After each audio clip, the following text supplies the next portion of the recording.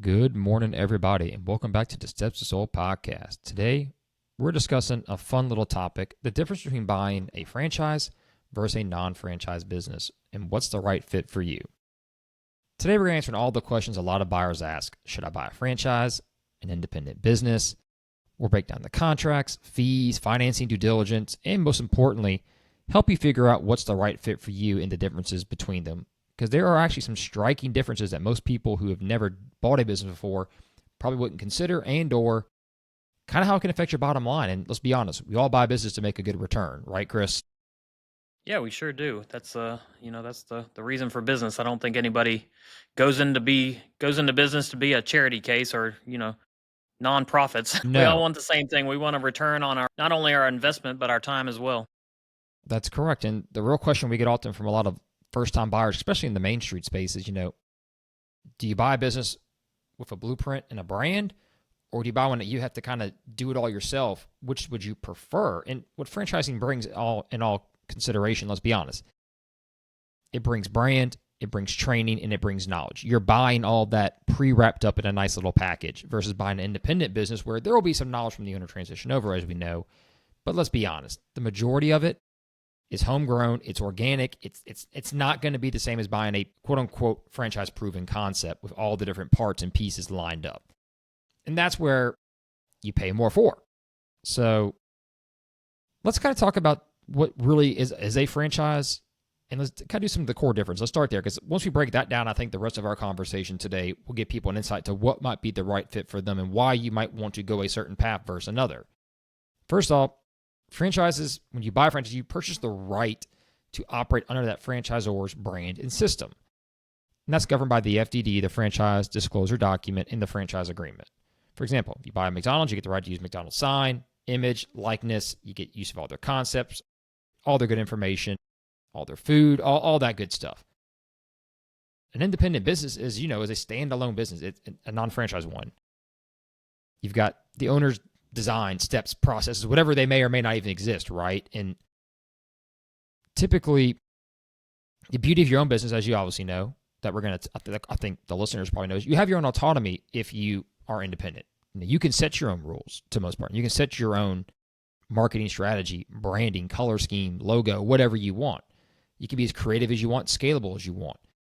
But with a franchise, it's not necessarily the case. That FDD, that franchise disclosure document you're going to hear a lot about today, is going to give a lot of credence to what you can and can't do, right, Chris? It's going to give you a lot of guidelines and restrictions, but also liberties with the information provided to build and grow your business. And especially the differences between startups and these two. We'll talk a little bit about that later as well. There's a massive difference. And for some people, either one is the better fit. So first off, Chris, let's talk a little bit what you think about what a value of a franchise brings before we get into the nitty gritty. What do you think a value of a franchise can bring to the average business owner? Maybe not the most experienced business owner, but somebody that's got some acumen, but maybe needs a little bit of guidance. Yeah, you're going to get an entire system when you go with a franchise, right? You get the playbook essentially. Mm-hmm. You're getting, here's how you run this business, here's how you get it opened. Let's start there. We're going to give you step by step of opening this, and they're even going to hold your hand through it. They're going to come in and help you pick out real estate if that's something they do. They're going to guide you on what you need to buy pre-startup. They're going to be there on day one, and they're going to have typically, weekly and monthly check-ins with you. So if you start to deviate from the plan a little bit or need some guidance, they're right there to guide you back on the path. That's a beautiful thing. I don't think there's many people, if they didn't charge you for it, if they didn't charge you a royalty, there's not many business owners who wouldn't go with a franchise with what you get. The problem is the expense of it. What do you have to pay? And you have to pay that every year, every month, every transaction. You're paying a royalty to them. And that's kind of the difference of why people go with a franchise or why they don't. I think the problem with most buyers have is assuming both of these options are two difference of business ownership, and they are completely not. They're two completely different relationships. In a franchise, you're joining someone else's system. And as an independent, you are building your own. And the first gives you this proven process. It feels comfortable, feels warm. You understand what you need to do. But here's the offset. It often comes with a lot of rules, right? Let's talk a little bit about those rules and what you can or cannot do That's kind of the core of franchising is their system is their system. You don't deviate from it Yes, much. you're correct. And that all comes down to, as we say again, the FDD, the franchise disclosure document. That's going to be the base guidelines of what that franchise is, its history, how many units there have been, ones that have made it, failed. They're all listed in that document.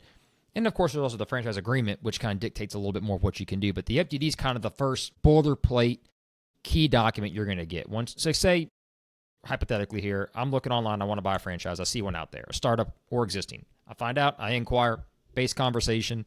If I say, yes, I want to proceed further, you're going to get the FDD from the franchisor or the franchisor rep. And that's going to cover everything about it. And some of these FDDs can be 200, 300, 400 pages long for those of you listening, because they're covering every part of the company, all the different legal aspects. There's a bunch of key items. There's 23 required key items in the U.S. We're not going to go through all 23. We won't bore you with that. But the first thing in item 1 is what's important is the basic franchisor information and business experience. Like, how did this franchise and this concept get to where it is, right? And that can vary based on the size of the franchise, the length, the tenure. And no one franchise is exactly the same. Make that clear, Chris. I think people need to realize just because something is franchised doesn't mean it's successful or going to make it. It's a concept that's been proven in one spot that is now trying to multiply. So you need to factor in a lot of other considerations before you join in with a franchise. But the most important to me, and I think you might agree with me, Chris, is item 19. That's the actual financial performance and representations of the franchise. That's where the franchise balance sheet is. And you and I, we've looked at franchise balance sheets before. That's probably the first thing I go to. I want to see how healthy this company is. And if you don't read a balance sheet well, I highly advise you to get someone who does to walk you through this process, because that's almost more important than anything else. Does this company have cash? Are the liabilities trending up? How's it using its cash? How healthy is this company? If the balance sheet is let's say 50-50, be careful. If it's strong, that tells you it's being run properly, just like a normal independent business, correct, Chris? Yeah, you got to have the cash flow and make sure that they're liquid is what I'm trying to say. Yeah. Make sure they're not going to run out of cash here in the next few years while you've made this big investment of time and money into them. I think the right decision comes down to also something is how much control you want to trade for predictability. Is you're looking at the balance sheet and making sure that they're not going to run out of cash, but are you okay in the first place? This is where somebody's got to really look in the mirror and say, am I creative and I have to do things the way I want to do them? Or do I want somebody to show me how to do them? And do I need that system? Because if you don't need the system, or maybe you can't even work within a system, then it's not even really a choice. You've got to be an independent. You've got to start your own business or buy one. You can't be a franchise if you're not going to follow rules. I would say that. No, you're gonna get pushback. And that goes straight to my next major point. I think the second most important issue is territory rights and restrictions in item 17. What is your defined protected area? Like, do you get a physical location? Do you get exclusivity in that space? If not, what are you buying? And I think it's very important for a lot of franchisees who buy into these concepts. Subway was the world's worst of this. They would sell you a territory, an area, and then claim geographic changes because Walmart came to town, and they let someone put a Subway right in the Walmart up 2 blocks down the street from you. Understand what you're protected on and who you're buying into. Or better yet, if I buy, let's say hypothetically, I buy the city of New Orleans for a franchise that does, let's just say, gutter cleaning. Are they going to sell a franchise in the city of Kenner? Even though that's New Orleans metropolitan region, do I own Kenner? Or a right of first refusal where someone could buy Kenner, piggyback off all my work, and draw off the same media platform? Or is there like, hey, in the CRM that they require us to use from the franchisor, if a lead comes in from a Kenner address, it has to go to the other franchisee? Or if it's off my work product, do I get to keep it, right, Chris? There's a lot of issues there as an independent. You don't have to worry about that. But then again, like a lot of good franchisors, you're buying a marketing system and you're saying, I'm going to get this lead, so I'm taking on the franchisor to handle this, right? Not all do that, but these are all sub-contextual points to keep in mind. I think the next biggest issue too is item 21, and I want to cover this clearly. Franchise litigation history. If you see a bunch of lawsuits on that FDD, especially on the same issue or from multiple different places, that's a red flag. That is a red flag, because that means that franchisees, are mad at the head franchisor. They're mad someone's not providing services, or someone's not being fair, or someone has not delivered on the promises that they said they would in this document, Chris. And we see that all the time with smaller franchises that try to scale that aren't ready. They have a lot of litigation. Why? Because they promised one thing, delivered another.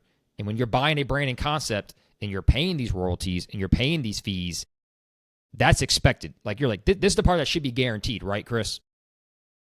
Yeah, and I'd say many first time franchise buyers get so caught up in the brand and wanting to move forward The quickly that excitement of it.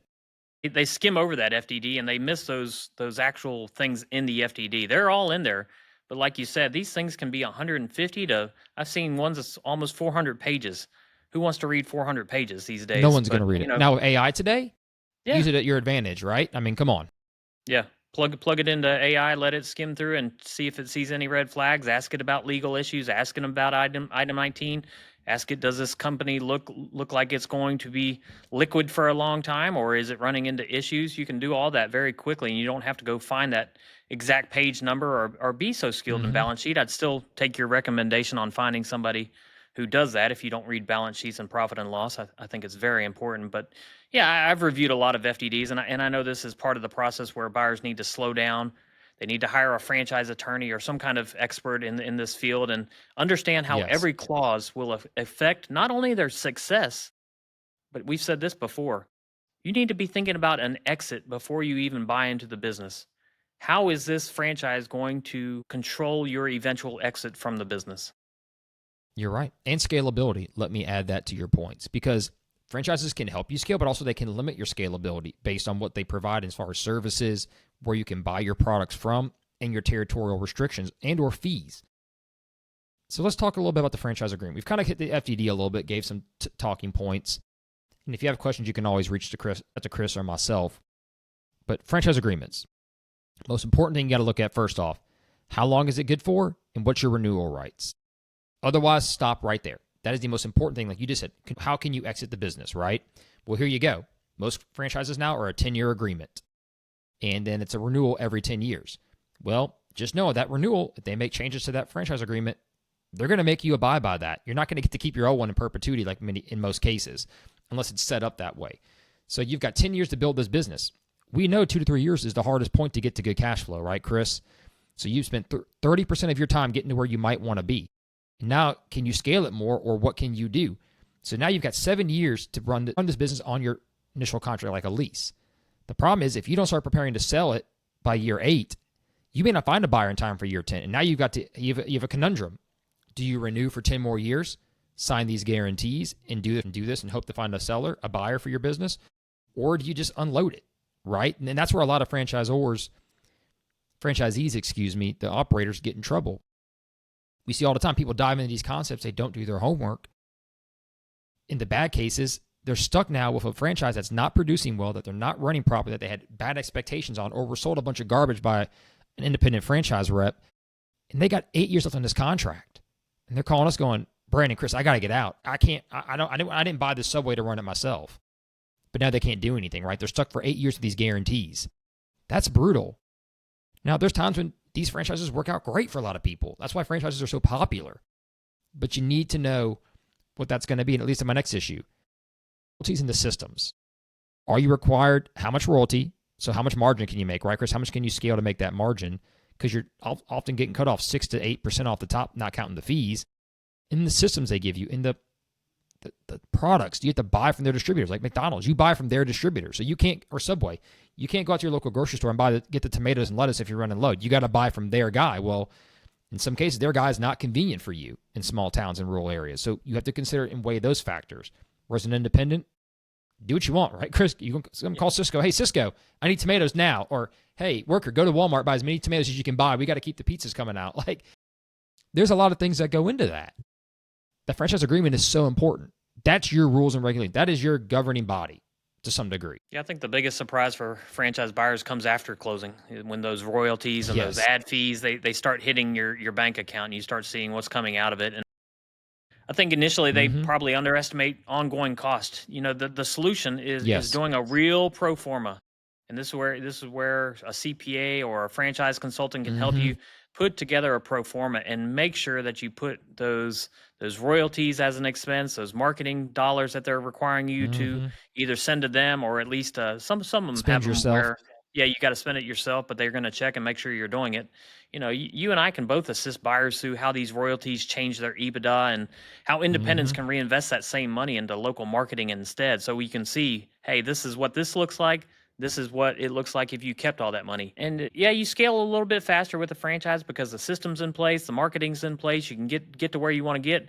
But is it worth that 6 to 8%? I like your royalty on that. That's what I've seen a lot is that kind of that number. So work that into both sides of the equation. Here's what it looks like if I do it on my own, and here's what it looks like if I do it as this franchise. You're right, and be prepared for a possible non-compete clause too in that franchise agreement when you get out. So even if you want to say you were Joe's Gutters, and then one day you say I don't want to be Joe's Gutters anymore, well, they may have a non-compete. You have to be aware of, like, if they gave you certain branded color on your car in merchandise, they may say you can't use that color at all, even close to it. You've got to completely redo your color scheme, redo your website, or make your own website now. They may control your website. They may control your landing page, your marketing, your CRM. They may own that data. So just because you leave doesn't mean they don't own a copy of that data and they can sell it to the franchisee that comes in behind you. Right, Chris? To be fair, it doesn't mean franchising is bad. There's a lot of really good franchises and a lot of good opportunities, especially if you don't have the knowledge or the experience in that field, but you want to get into it. But no, one major thing I'd recommend all potential buyers think about, and you and I have had this conversation multiple times. If you're buying this franchise, is the franchise designed to be owner-operator or the quote-unquote executive model where you're more absentee? Doesn't mean you may not need to be involved earlier at some point to get it started, but can you actually step away? Is it worth investing $500,000-$600,000 into a franchise where you're buying a second job thinking you can step away when you really can't? And now you're going to lose a lot of that leverage when it's time to sell when it doesn't do well. You and I have had this conversation too many times. People spend $400,000, $500,000, $600,000 on build out, especially for quick service franchises like a Subway, a Quiznos. We could go down the list. In reality, it's worth maybe $50,000 to $100,000 2 years later. And there's some that make a fortune and do well. Don't get me wrong. Like, you need to consider that how their model is grown, how many franchisees grew in the same way that you want to grow and manage, and is it doable? And that's where you need to look at that FDD and look at all the different operators. And I would recommend that you call them. Pick the ones that failed and ones that made it. Find the strongest, the middle, the lowest, and the ones that failed, and call some of each and say, why didn't you make it, or why do you like it? You'll have their name and number in the FDD. Call them. That is the best advice you can get from anybody is, hey, I bought this. Here's my background. Here's what I love, what I don't like. Here's what I've done well. Here's why I failed. That's going to be your real pre-due diligence, like, blessing. Because on like independent business, you can't do that, right, Chris? You can't go call 4 others and say, how'd you make it? They're not going to talk to you. They're not going to tell you their secrets, the good, the bad, the ugly. But the franchisees typically will, because they want people to join the network. Why? Because more fees generate more income for the franchisor that provides services back down. So it's a cyclical nature of survival. Let's be honest. Yeah, I like what you said about the build out. That'd be my biggest fear with people going into franchising is now you go into a blank building where the building's built, but they want the first tenant in there. I've seen this time and time again over the past couple of years. Right, the cow go in there and spend anywhere from $150,000 to $400,000 building out this space for a startup franchise. I had one in Houston. Little salon down there. Went with the franchise salon. He spent $400,000 building out this space because he wanted to be next to Whole Foods, and then he's calling me a year later because the concept didn't work, and he's thinking that he's going to get his $400,000 for build out back. Like that is sunk cost to some degree. That belongs to the landlord now, and so that would be my biggest fear and advice for people is even if the concept works, be cautious what you spend on the build out because that's typically not built into their system. Yeah, they have they'll tell you, you spend a couple $100,000 on this, but it's going to be great. Yeah, they always have the low and the high. If you find a space, you can spend $4,000 as far as low, but the highest is like $350,000, $400,000 if you got to do a complete build out. I would highly recommend people stop doing the build out because you're entering uncharted territory for yourself entering a franchise, and the last thing you need to do is add on to that another couple $100,000 on space build out right up front. Yeah, let's take it a step further. Say you spend $500,000 on a build out, everything getting started, right? All the equipment, everything, just all the good stuff. You could have bought a business making $250,000 in cash flow with the same price, right, Chris? Yeah, exactly. I mean, great point. And you're making cash day one. Right. Now, granted, that's not counting debt service, but say you had debt service. Say you're still making $150,000 $150,000. That's positive cash flow day one. And there's no term limit on your contract. Something to consider. And we're not bashing franchises and saying that. Some franchises are great. And some provide you something you could not have done on your own, which is good. And that's why they're there. And that's why the concept is there. Like, I want to highlight my point again. If you want to be the executive model and not be running it day to day, but you're going to spend $500,000 on a build out, you better make sure that 90% of the other franchisees in that system did the same thing and made it. Otherwise, you need to take a step back and reevaluate, is this the right fit for you? Or is this the right investment for my money? And should I look at buying something that's already established? Both can work great for the right person, but do your homework. And that's what we're trying to tell you today. There's no one right way. Just do your homework. And that's okay. So, one thing we'll say the obvious, but we'll state it just for the podcast's sake, independent business specifications that are different from franchise. You're not going to have an FDD. You're not going to have all this great trailing paperwork in times. But you're going to have greater negotiation on what you can do to some degree, negotiating a deal. So just keep that in mind. The one beauty a franchise does provide typically that an independent can't is the CRM they use is typically pretty sophisticated to track for royalties, as we mentioned. So the numbers are probably going to be a little more accurate than the average Main Street business just because everything has to go through that CRM and that POS system that controls it. So I'm not saying they're always better books, but they're typically a little more refined because they follow industry standards for the entire franchise group. So really the books for Subway 1 should be very similar to Subway 2 versus two very different independent sandwich shops. That could be wildly different or properly maintained. Right, Chris? That is a benefit of doing a franchise system. Yeah, it definitely has its perks. And, you're absolutely right. An independent's not going to have an FDD, but what it should have for itself from the person who's going to open it is a business plan. And that's essentially, it's not the same thing as an FDD, but it needs to be the roadmap. I know a lot of people that get into business and they don't even have a plan. They just know they want to go do something and they start doing it. And, and that's it okay. works out. It works out because hard work and grit, that can overcome a lot. Yes. But I would say a business plan is a great roadmap. And maybe week 1, month 1 into business, it changes. Business plan is not going to stay what it was designed to do. But it is a good roadmap to start. And I would advise anybody thinking about going, whether you're going franchise or independent, get a business plan together and make sure you kind of understand a lot of times putting those things together, you find out what you don't know because you need to answer the questions in the business plan and you realize, oh, yeah, I need to fill this section out and I have no idea. And then you go do your research and you talk to people and you get a better idea. You avoid those speed bumps later down the road. It's hard to run the race if you don't know where the race is going, right? And it's a very simple analogy, but it's true. But with franchisors, they kind of give you that semi-race model, right? They give you like, here's how you're going to get started. Here's the timelines to get into action. Here's the fees. Here's the timing of all these different, here's how we're going to train you. If you buy an independent business, like you said, have a plan. Be ready because the owner's going to be there to train you. They're not going to be there to run it for you. And they shouldn't be. And that's a huge thing that too many owners get in thinking it's just going to be, the owner's going to tell me what to do. They're going to train you like, hey, here's on this month, be ready for these issues. On this month, these issues. Here's how I work around these issues. Other problems that may pop up, like you said, speed bumps. They're not going to run the business for you. And the franchisor isn't going to run it for you either. But the beauty is you're paying someone up top to be there to be your guiding circle, your halo floating over your head to help you get through it. But you pay fees for that. And Chris, let's cover all the different kind of fees that you're going to see. Because if you're thinking about buying one, be ready for the first and most obvious fee is the franchise fee. You got to pay for the right to just get access. That can vary from 10, 20 grand up to 50, 40, 50, 60, 100. I mean, it can be a very big franchise fee. You've got ongoing royalties, as we said, marketing, advertising fees, CRM fees, renewal fees. They may make you buy certain uniforms, signage, and then the fees to certain distributors.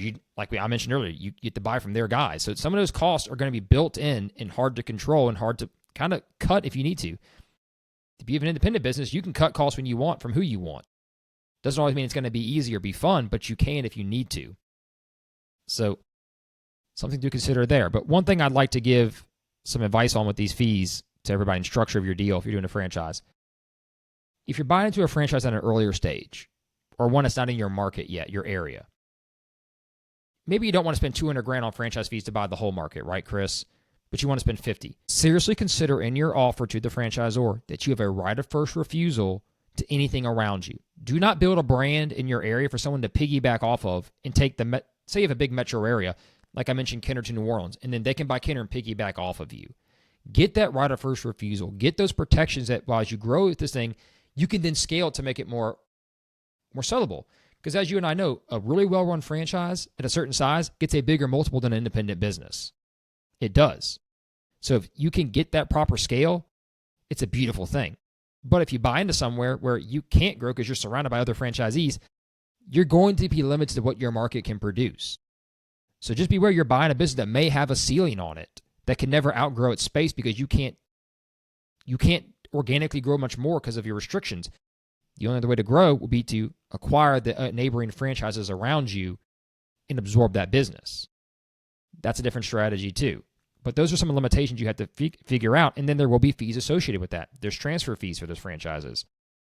There's going to be a whole bunch of other contract renewal fees and renewal fees. It's a lot. Beauty of independent business, you pay for it once, you got it, right, Chris? You're not paying a renewal fee. You're not paying all these other junk down the road. It's yours that you own. Yeah. Yeah, you definitely don't want somebody picking back if you've been in the market for 5, even 10 years, and then somebody comes next door. I love your point on that. I would also verify in the FDD whether the franchisor can open corporate stores nearby. You can do that Excellent in the point. FDD. Yeah, you need to do your local research and request clarity from the franchisor in writing if it's not in the FDD. You've got to be able to control your market because that's what you're building. You're building out your That's market. what you're buying. Yeah, exactly. And You're so buying exclusivity. Yeah, and you're trying to get to an exit one day. And if you've got somebody next door that's kind of infiltrating, yeah, it may be a great person to buy your company if they set up shop. But you want to be able to control that because buyers are going to look at that too. That's going to be a big part of your evaluation is how much exclusivity and how much territory you have. So you've got to protect it from day one. You absolutely do. And if you don't consider that in your initial analysis, you're leaving the back door open to get snatched. You're leaving yourself vulnerable. Now, independent businesses, say you open your own gutter cleaner, doesn't mean John down the street can't say, man, I like Brandon's business. I'm going to go up my own. Like, good luck. That's the nature of the free market. Doesn't mean you can't do that if another franchise comes to town, but at least you own that brand and that space for that franchise. And that's where so many franchisees, I think, have most disputes with the franchisor, is you're buying a territory that then becomes non-exclusive or gets infringed upon. And I see that's where the biggest fights occur is infringement. And you should defend your territory. If you don't, no one else is going to. Some franchisors do a good job handling it. Some don't. We've seen it happen time and time again. The beauty, too, of having your own independent model versus a franchise, although it maybe costs a little more franchise, you get the help, you can kind of set a lot of your other fee structure. A lot of these franchises, too, they control kind of where you're going to go. How often do we see them say, hey, here is a franchise model of say you want to open a quick service restaurant. Here are the 7 busiest streets in New Orleans.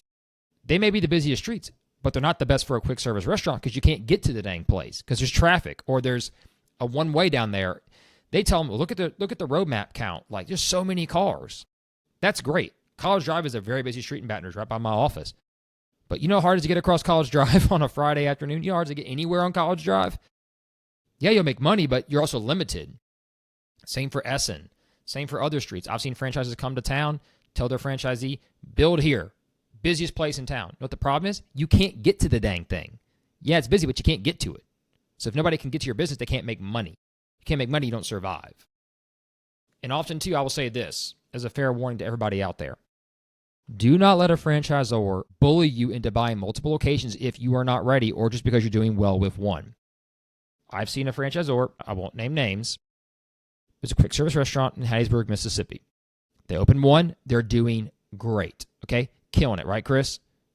It's an executive model with one of the partners there sometime. They have restaurant and background experience. Talks them into a second location in town. You know what happened? You want to guess, Chris? Didn't work out well. It split the revenue in half. The town couldn't support 2 locations. Now, the second one is really hemorrhaging. The first one is holding on, but it's decreasing in value as the sales get split and it struggles. And all of a sudden, they want to get out of both. And I had to tell them the hard news that, number one, it's almost worthless. It's asset value at best, right? And the problem is whoever you sell it to is now going to be your competition. It's not going to be your revenue. And they're going to go after you even harder. So do you even sell it to someone who's going to compete with you? Or do you liquidate it to get away from it? Then the first location is still struggling. And now you've got a brand issue. So you don't always need to expand. Scalability, I just mentioned earlier. That wasn't a scalable market.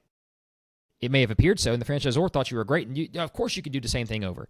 Could you really double yourselves with 2 locations? You had to sit there and ask yourself that question. Yeah, That's tough. They just made it more convenient for the other people on side of town. And guess who got a big franchise fee out of it in royalties? Yeah. Guess who actually made money on that transaction? I'm sure they gave it back to him because it didn't do well, right? Of course, right? Who doesn't give back money for free? Yeah. Again, these are things to think about. The same for an independent business. So you could open a second location and fail. Sure, I'm not saying it wouldn't happen in that model, but then again, it is tough. When you, like we said, expensive build out, you got to meet their requirements. I'm sure that upfront cost was very steep, and it sucks to see that just be sunk and washed away. But let's talk a little about impact on valuation, because I mentioned a few moments ago, franchises that have strong cash flow tend to get a little bit bigger multiple, especially big total units. Let's talk about, for example, Neighborly, a group that owns about 20 some service businesses, right, Chris, if I'm not mistaken? Home services business. They will pay a very nice penny on a multiple of a franchise unit, a group of them. Why? Because it's considered proven income, right? It's stable. You can control it. Unlike an independent business where there could be all kinds of different side deals and other issues going on, you know what this franchise is, and you can also get a pretty good average of what it should be doing per area because it's following the same model. Those can get good returns. A well-run absentee franchise is great. It gets a good multiple, but it's got to hold it. Whereas an independent business, often the owner is the brand, right, Chris? And that's where the ownership of an independent business can limit the multiple, because if you are the business, that's the problem. Whereas a franchise, everyone knows McDonald's sells good McNuggets. I'm not worried about it. But does Brandon's Seafood Shack sell great McNuggets too? I don't know. If Brandon's not there, is it going to be the same food? Just throwing that out there. It is a factor. Beauty is there's no royalty, independent businesses, and fees dragging down your cash flow. And that's where the margin is often better in certain cases, right, Chris? Yeah, and I'd say as far as the fee, just doing a little math, you got to watch that fee because it really depends. Very risky. It is. And you need to look at it from not all 6 to 8% royalties are the same. They're not. You got to look at what the gross profit is. You got to look at what the net income is going to be. Because that royalty comes off the top in most franchises. So Absolutely. If you make $1 million, it's $60,000 to $80,000. They don't care what your gross profit is. They don't care what your expenses are. It's off the top. So if you've got a franchise that's doing 30% gross profit, yeah, it's not too bad. You can put back 6%, and you got your expenses after that. But if you've got a franchise where maybe you're only pulling 15, 10, I've talked to franchises where I got to talk to some of the franchisees, and at best they were 10% net income. So you're giving up 6 to 8% off the top with a business that makes 10% at the bottom. That's a tight rope to walk, isn't it? That isn't. That's why you should look at independent models and get some statistical normalcy that you see in those models. Like, hey, typically in HVAC, you have this much margin. Well, if you're going to buy a franchise HVAC company, figure out what that average margin is, then take that 6-8% and cut it into there. Because that's going to tell you where you're probably going to fall. I got 2 great examples of that. I had a franchise property rental company contact me about 6-8 months ago. This guy's doing $1.3 million in sales. Do you want to guess what his profit was, Chris? Well, what kind of business was it? Short-term rentals, like beach houses, vacation homes, property management, stuff like that. So he was doing $1.3 million in top line? Gross sales. I don't even know that industry. I'm not sure. Just take a guess what you would think average 10% profit margin. Well, I would hope $260,000. He was breaking even at best. Because the franchisor made all the money. It was all in the royalties. The margins were so small in that business based on the way the model was set up that he could not make money. He was absentee owner, executive model. Now, if he ran it himself, maybe making $100,000-$150,000 a year. That's a lot of revenue for very little return, right? Yeah. You know how the model wasn't great? So much work. You want to know why the model wasn't great? Even the neighboring franchisees wouldn't buy them. Yeah. Yeah. They all knew they were in the same hole. Now, only one guy was buying a bunch of them. Because he had so many at scale, he made a profit. But he had like 15 locations.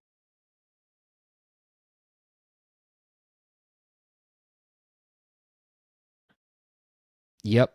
Now, another case we had, a franchise pizza restaurant, one of the best in the country on its units, crushing it. Probably bringing home $250,000, $300,000 a year in profit on about 1.4, 1.5 million in sales. Doing great after paying the royalties. Awesome business. brought him an excellent offer within 98% of asking price. He turned it down. And you know what happened later? Dropped by half when things got tough. So even though you have great models and great success, it's still dependent upon ownership, review, and control. So it doesn't matter just because the franchise is a great proven concept. If you're not watching your business, it will go down. And that's a warning out there. Just because you buy the franchise does not guarantee success. Just make that clear. I'll state that again and again. What it's giving you is tools to be more likely to be successful. Proven concepts. But like I just gave you two great examples out there, anecdotal stories. Even though proven concepts, some don't make money, some do. You just need to be aware. But hey, think about it like this. Why did Peyton Manning buy, 20 or 30 Papa John's when he was in Denver playing for the Broncos? It's a franchise with good margin, good brand, control cost, and there's room to make money there. It didn't help they legalized marijuana. It was there. It probably helped a little bit for sales, but hey. Pizza demand. That's right, Pizza Manning. Yeah. So let's talk a little bit about operations, because that's where I think franchises and non-franchise businesses separate the most. When you buy a franchise, you're going to get a well-structured, let me take a step back. Most franchises give a very, very well-structured training, transition, and setup preparation to you. Like they're going to make you fly out to their place of business. You're going to spend, a week to 3 weeks. And they're going to put you through the grinder as the owner. You're going to learn every single facet of that business, which you should if you're going to be hiring people to run it for you if you're not going to be there, especially the case. They're going to get you lined up. Often they also have financing options already set up for their proven model, SBA or conventional, whatever it may be, right, Chris? Whereas it's going to reduce that startup curve. But if you buy your own business, it may be hard to get financing. You're relying on someone else having done good bookkeeping for 2 to 5 years. That's not always the case. And if you want to start your own business, startup financing is a lot harder for an unproven, unknown concept, right, Chris? Let's be honest. You go to a lender and say, I want to start my own business. Hold on now.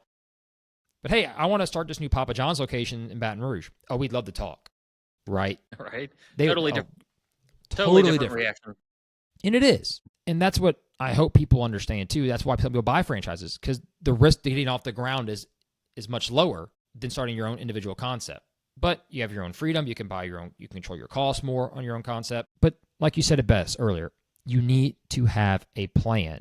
Even if it's independent or franchise, or you need that plan and to mold it to fit what you're going to do. And I think too often, Chris, the reason we see businesses come to us that are struggling is they never had a really good plan. And they never executed. They had an idea, but they didn't take it to the next level. It doesn't matter if you buy a concept or not. If you don't have a plan to grow it and be successful, now granted, the franchisor should give you clues, but the franchisor is not going to do your marketing and run your business for you. That's not the goal of the franchisor. No. And based on what royalty you pay is how much they're going to be involved too. Let's not forget that. And I think a lot of buyers probably overestimate how much handholding they're going to get with the franchise. Yes, very true. They are not going to run your business for you. They're not going to put money in your account and take out their small portion. You'll get everything up front. You'll get the launch pad, you'll get the training, you'll get the system, supply chain, all these things we've talked about. But from there, you've got to be able to take that and do something with it. And like you said before, it's going to be a 2-3 year process to sometimes get to break even or start making a little bit of money that makes it worth the while. The trade-off is following every process. You've got this process, but you've got to perform. You've got to be there. I think even in your executive model, I think most people want the owner-operator there for at least 6 months. You've got to understand, even if you're hiring a manager, that manager could quit tomorrow and then you're just screwed. So, I think every person who's going to buy into a franchise should be the owner-operator for at least 6 months. And that way, if you've got to replace that manager that quits on you without notice, you can do it. You can actually run the business for a few weeks, a few months. But otherwise, you're setting yourself up for failure. You're also not allowing that manager to hold you hostage with leverage. And my dad always told me, if you're going to be in a business, you should understand every single facet of it. It doesn't mean that you don't hire specialists to take over certain roles. It doesn't mean that you have to be the best at it. But you need to understand it enough. If you have to go in and do it, you can do it. That's a concept that applies to every business, not just franchises and non-franchise businesses. What I would say too is, if you're looking to buy let's say you're buying an existing location, like you're on the market, should I buy an existing franchise location that's already operating, or a non-franchise business? A key point we talk about all the time in transferability is there a manager or operations person in place that has institutional knowledge besides the owner? You and I looked at a franchise recently. Why did we like it so much? It had a killer manager. It fit what we wanted to do. And that gave us comfort in knowing that, yes, you might have to pay a little more for that, but this guy knows exactly what he's doing. He's got that place running smoothly, and then we can pick his brain for knowledge and grow our knowledge at an accelerated rate versus having to start from the ground up with no revenue, no cash flow, and no training. So if you have a franchise, having that key manager can be very important. And some franchisors stress you do that, like Little Caesars. Those managers, if they stay long enough, get a percentage of equity stake in the franchise model in that location. So you're encouraging that really good employee who knows what they're doing to stick around.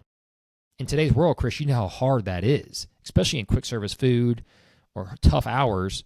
That is so important. Yeah, it's labor is one of the hardest things right now. In fact, I was asked that the other day. What's the hardest thing about a business I own? And immediately went right to labor. It's not buying inventory. It's not finding customers. It's not marketing. It's keeping people motivated to keep doing the great work that they're doing.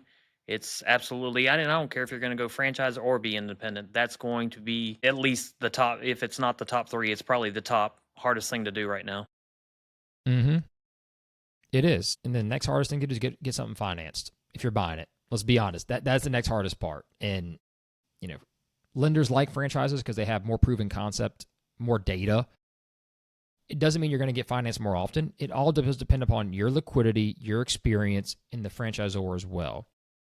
One thing you want to make sure, though, if you're going to get a loan to buy a franchise through the SBA, make sure they're on the SBA franchise directory. That came back as a requirement in the June standard operating procedure change that came out this year. That's important. Make sure you're doing your homework. And I'd recommend a piece of advice if you're looking to buy one and get it financed or startup. My father gave me. Make sure they've got at least 50 units if you're going to pay a premium for one. It doesn't mean you can't buy into a concept early and get in early and be very successful. I'm not saying that if it's below 50 units. But if you're going to pay that really large franchise fee and have a very structured FDD controlling you, it better be a proven concept, right? It better be something that this group is growing fast. They're doing really good. I heard a horror story the other day from another guy named, actually, I probably shouldn't say his name. I'll hold back. But this group made a really good franchise and sold it. These franchise salespeople told him and said, look, we're starting a new concept. We're bringing the whole management team over. Get in early. This one's going to be great. And everybody jumped in blind. Nobody really did the extra diligence. And you want to guess what happened to that second concept, Chris? Didn't get off the ground? Within the first 3 weeks, he knew he had a problem and quit. And he says, I still get calls from other franchisees wanting to join a class action because it was so poorly set up. That's terrible. So just because someone's been proven another concept, you still need to do your homework and be careful. I would say don't be the first person if you're unsure. Now, if you've got belief in yourself and you go for it, that's fine, but just do your homework. Make sure you understand what you're getting into. There's a lot of diligence to do, a different kind of diligence in buying an independent business, because I'll say it again. Look at the size market. Franchise, when they give you the FDD, let's take a step back. They give you a list of, like I said earlier, all the franchisees, right, Chris? All the locations in existence, out of existence. You're going to look at the average numbers of what the average franchise unit is doing. I would challenge you for diligence to go find a market similar in size to yours and see what that unit is producing. Because the unit in Houston has a much more massive market than the unit in Alexandria, Louisiana, or in Tickfall, Louisiana, or small town Mississippi, Georgia, wherever you may have it, rural America, Main Street America. Look at the difference in the franchise model. Find one in your market, find multiple in your market size, and go call those people and find out what it's like. Because that's the market most likely similar to yours.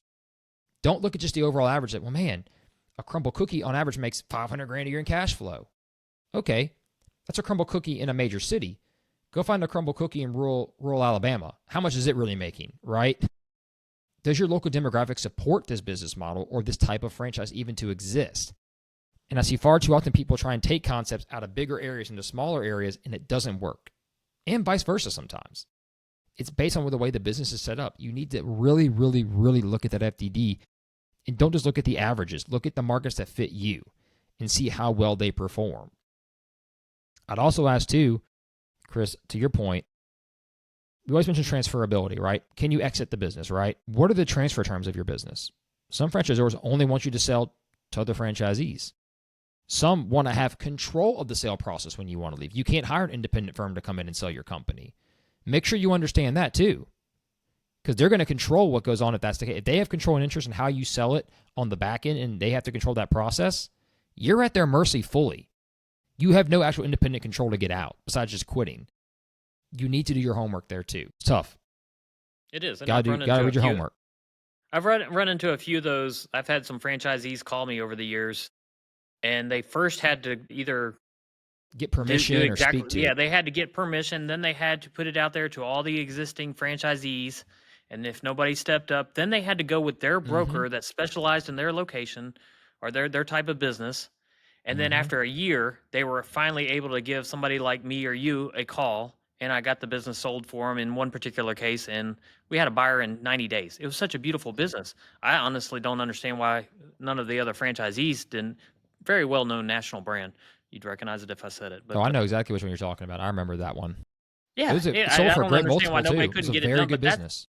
But that guy he was kind of fed up with the business because he had waited like over a year. He had to give it 30 days with the franchisees. Then he had to give this broker a year to do his thing. And that broker had 20, 30, 40 other listings of that industry, of that particular business. He had other things he was focused on.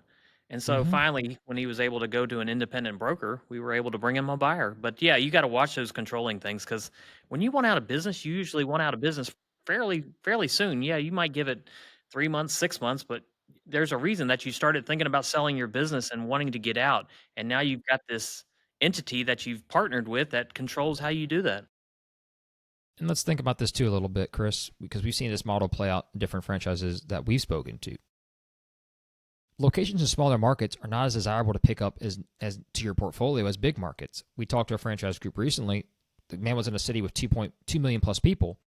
He bought another location that was only doing part-time work and seasonality, another location in another major market. I doubt he would have come down to Baton Rouge or Lafayette or a smaller market per se or Shreveport for the same franchise, right? Just like us, we found out one of that unit may be coming up for sale in a major market. We said we'd be really interested in that versus startup. Why? Proven revenue, proven model, high efficiency. I'm willing to roll the dice bigger on that, knowing I got something day one, than starting in a smaller market and hoping to implement that similar success. And like you said, that broker had 30 other locations across the country. I guarantee people calling him wanting to buy one, or at least the executive model, they wanted the bigger city. They didn't want to go to a smaller town. That wasn't on the prime list. People didn't even know where it was probably located. If you told them, pick this town on a map, they wouldn't know they weren't from here. So that's something you have to consider too in your investment. The same goes for an independent business. Is someone from outside going to want to buy it one day or locally? You have to consider that because you're building that brand to be sold one day in that area. And if it's not a good, well-known brand, it's going to hurt. We had a franchise. We had someone who leased space from our office building, and he bought into a franchise, and it was early startup. Guys came from another franchise in a major metropolitan market, one of the biggest in the country. He left to move there for this franchise 4, 5, 6 years ago. You think he still has it, Chris? You know what the first thing he came to ask us? He's like, hey, guys, I know y'all do this. Came upstairs to our office. Let me ask you some questions. And first thing we said was, where's the FDD? He goes, oh, they don't have it yet. I said, then they're not a franchise. By law, you have to have an FDD if you're a franchise. I don't know if he said that yet or not, but let's make that abundantly clear. You have to have an FDD if you're a franchise. You're not buying a franchise if you don't have that. Yeah. Do not fall for that trick out there. Please. Yeah, we didn't even get into that today. These guys who kind of claim to be selling. Yeah, they claim to be selling franchises, and it's like a one-page operating agreement or something like that. That is not a franchise. We'll save that for another day, though. Really, what that is a licensing agreement in some cases. Yeah. You can't charge a royalty, but you can charge a yearly fee and some for supplies. That's a different situation. Heck, we had a little chain around here wanted to sell his location as a franchise to somebody, and we said, you can't sell it as a franchise. It's not a franchise. You can't just up and decide it's a franchise day one. It's a lot of time and money to get these things set up. Now he's got units all across the Southeast. He made it the franchise. Power to him. But at the time, you cannot sell it as a franchise. It's not a franchise. Now you can sell a licensing agreement, which give the name use of the name of the brand. You can sell products to them, but you can't charge an ongoing royalty. That's different. And you don't have really total control over their operation. But that's a different discussion. But if you're out there looking to buy a franchise, they better have an FDD. If they don't, you need to run away immediately. Just run away. Do not buy into that concept. It's not a franchise. Something's wrong there. Doesn't mean they won't have an FDD eventually, but they don't have it at the time they're talking to you and representing that. You don't need to be buying into that concept. And if you want to buy a license agreement, power to you. but it's not a franchise. So don't get tricked. If you're ever not sure, the SEC, Securities and Exchange Commission, and the FTC regulate all this kind of stuff. You can look stuff up very easily on those lists and find out if this person's real or, like any other business too, we mentioned doing your homework. You got to validate numbers too. And just like you asked for that FDD, those P&Ls better look correct. The tax returns better look correct. And hopefully with a franchise, as I said earlier, the systems in place will make those numbers a little more accurate, you would hope. But you still got to do your homework. Don't take it at the franchisee's word. They can still play with the books. They can still give you something. One part of diligence you can think about is ask for a copy of the report sent to the franchisor to verify the numbers given to you. I've seen a lot of smart buyers when dealing with franchises tell the franchisee, I'm going to request a report from the franchisor that you reported to them that you paid them. So the royalties better match up with the income coming in, right? That's a quick, easy double check if cash is being taken out, if numbers aren't being reported correctly or inflated, right, Chris? Because the franchisor, they want their royalty percentage, and they're going to make dang sure they're getting paid the right amount. So that's a great way to do some, I can't tell you all diligence tricks. That's one good thing with a franchise you can do. You can double check that way as well. Is this what they filed with the franchisor? You should absolutely. That should be the biggest part of your due diligence is call existing franchisees and talk about profitability. Talk about their profitability. They're allowed to speak of that. They can tell you what that is. You call the independent business owner and ask him what his revenue and profitability is. He's going to hang up on you immediately. But I'd say that's one of the biggest parts of due diligence, and you should call a lot of them. Right?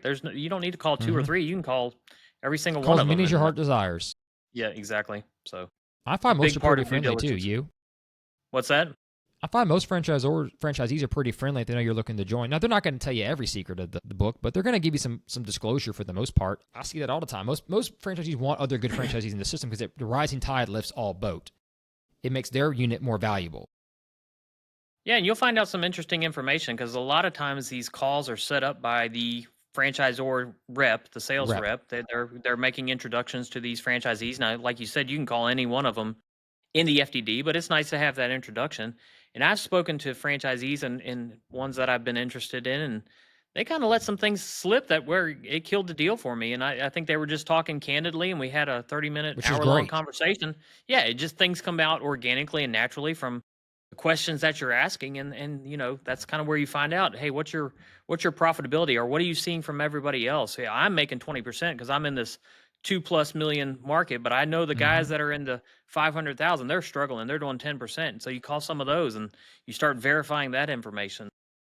You really, I love the point that you said of verify a market that's similar to yours. Because what does that franchisor typically want to do? They want to put you with their whale. They want to put you with the best franchisee that they've got in the biggest market. He's going to really sell it. He's going to tell you he's been there for 10, 15 years. He's doing $5 million in revenue. Well, yeah, you can do the same thing as me.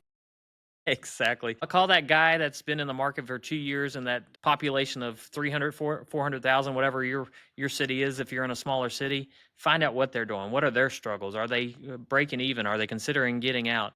Ask those questions, and that'll tell you the truth about what you want to do. And then maybe you hear exactly what you want. Maybe it is a great franchise. We're not trying to be negative on everything. Maybe it's exactly what you needed to hear to take that next step. But the point is, do your due diligence, do your homework. Don't leave things hanging just because you got this fancy brand with an FDD and everything looks shiny and new. And the same goes for independent businesses. Ask the owner the pros and the cons of the business, what they could do to grow it and not grow it. If they don't have a vision and a plan like we talked about earlier, that's going to show up right there. It's going to show you, has his business hit its ceiling, right? Has it really reached its max potential, or is there room for optimization? Is there room for growth? Is there room for expansion? Or is it just where it needs to be? And that's under consideration too about scaling the company, because you're typically buying something to get a bigger return down the road. So you want to grow it. One good thing about franchises, they're typically on the cutting edge of what's going on, and they provide these new concepts, these new ideas, these new services that you can integrate into your business model. Independent business, you have to do all that yourself. And if the owner's kind of done everything in the playbook he thinks he can do and tells you, well, I don't do this because that service doesn't make enough money, or that was just too much headache, it wasn't big enough margin, or I just can't get the workers for it, that tells you where you might be limited or where you might be capped at with this business and different profit centers coming in and why the owner is doing what they're doing. Franchise the same way. The beauty you hope with a collective franchise is that it's more tried and tested around the different centers and the units, but also the brand is itself as a whole draws in customers and gives you some leverage. So again, it's to each their own. Each have pros, each have cons. I would say, though, as Chris and I say, do your homework, look into it deeply, and take your time to really understand, is this the right fit for me? And also, is this the right industry for you? And if it's the right industry for you, where should I go, a franchise route or a non-franchise route? One good thing about a lot of franchisors is they're really good helping you find employees because they know how to work the hiring system like Indeed and other platforms. That's one thing a new franchise does well. Marketing, for example, it's going to be embarrassing. I forgot the name all of a sudden. There's a brand new HVAC and plumbing company that came to town. They just bought billboards on the major spots of Baton Rouge on College Drive and Perkins Road. That's a franchisor's national marketing budget saying, we're going to get this guy off the ground. That's great. That's also expensive. It's a lot. And I see the van. It's color coordinated. The scheme is there. Like, it looks nice. Heck, one of the companies we sold between you and I worked on, we thought it was a franchise the first time you saw it because it was so well branded as a local independent, and it got a great return. Probably couldn't have done as well if it was a franchise, right? No, exactly, because the cash flow would have been knocked down by the 6%, 10% less probably. Yeah, 10% on $4 million, that would have been what, 320,000? Yeah, 320,000 would have been out of that profit. Boom. Of $800,000 of profit. So yeah, that wouldn't have done anywhere close to what it did as itself.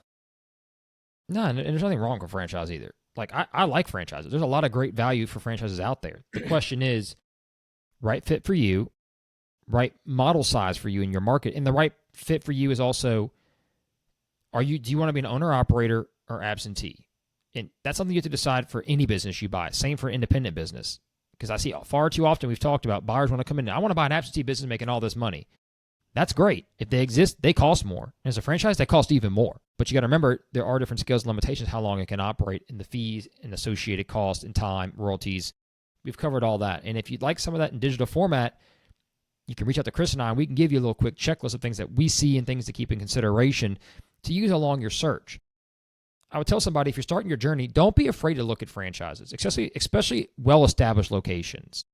Me personally, I don't know if I would want to do a startup necessarily, if it's not the right concept fit for me. But do not shy away from an existing well-run franchise. Those can be very, very profitable businesses that do very well. And if you don't want to be an innovator and you don't want to think about all the other stuff, but you like to manage people, franchise may be a great fit for you. Everything else is taken care of. So just know your scalability limits, know your how much risk tolerance you want to have, and weigh that differently, and weigh those models differently. And as always, never take anything at face value on either an independent or a franchise concept. Just know each have their pros and cons. The one thing I will say I didn't mention on pros and cons on franchise versus non-franchise units, one beauty of being a part of a franchise that a lot of franchisors mention, if you need help, you can call those different franchisees, and they're going to give you a lot of help. It's almost like a brotherhood. They're going to really want to say, hey, here's what I'm doing different. Here's what you should emulate. You have that nice knowledge base to tap into. When you're on your own, there's not always people in your you can call to chat about that issue with or get help with. And that does happen a lot. I know some competitors get along, some don't, but they're not going to share trade secrets. Another franchisee is probably going to want to help you more likely than not. Like I mentioned earlier, rising tide lifts all boats. That's one part about joining a bigger group is you have that collective knowledge and that collective help that you don't get when you're completely on your own or tied to the former owner who is gone in 3 months, right, Chris? It's nice to have that support. So if you like support and you want that hand on your shoulder sometimes, franchise is a great way to go. Man, I think we covered everything, Chris, or at least if not, you can call us and we can tell you. I promise. Yeah. There's always more to talk about, but I think we hit all the major points for everybody. What do you think, sir? I don't think we have anything more to add to this one. We can save it for another day if we do. No, I think we did well. I think you're right. If that's the case, we thank you all for listening. And as always, if you have questions, comments, concerns, you can reach out to us. We've probably resold more franchises in this state than anybody else. So if you're curious about that process, about buying one or buying an independent business, we've sold more of those than anybody else too. So we've done more of anybody in both categories. We're pretty knowledgeable in it, and we're happy to speak with you. And also make the right informed decision. Before you get into a franchise and you're thinking, you can call us. We can tell you we've dealt with them before and how the resale value looks on those. That's just as important as buying into the concept, getting out of it one day and what it looks like. So keep all that in mind. That's why we do the podcast, to help everybody out. And on that note, I am Brandon Bourgeois. That is Christopher Sater. This is the Steps to Soul podcast. We thank you for listening, and y'all have a great day.